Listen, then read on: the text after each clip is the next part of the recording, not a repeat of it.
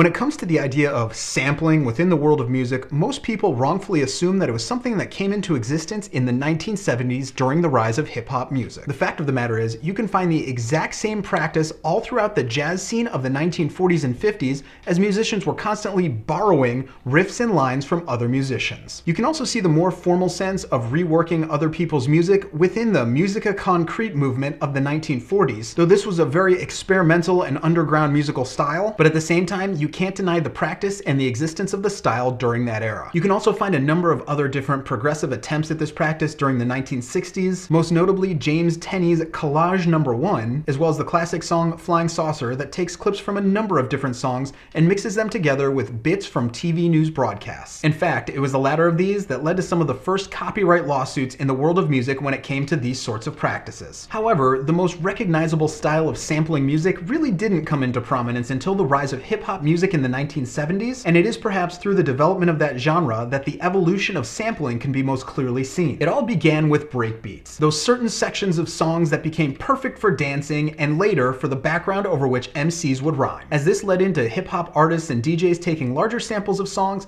at first the original artists really didn't seem to care, and this was likely due to the fact that hip-hop was an underground sound and not somewhere where you'd make a lot of money. Also during these early years, the cost of clearing rights to a song was relatively cheap, so in most cases there was nothing to sue for because the proper work had been done. Yet as both hip-hop and electronic music grew, the money became much larger and the stake of the sampled songs increased similarly. That's why in the late 1980s you get a massive number of lawsuits with artists that didn't properly clear songs, and that era would forever change how songs were used within music. Over the past decade, the way in which new artists use samples has gone off in an entirely new and completely disgraceful direction. So be sure to tune in tomorrow when I explore that reality a bit deeper.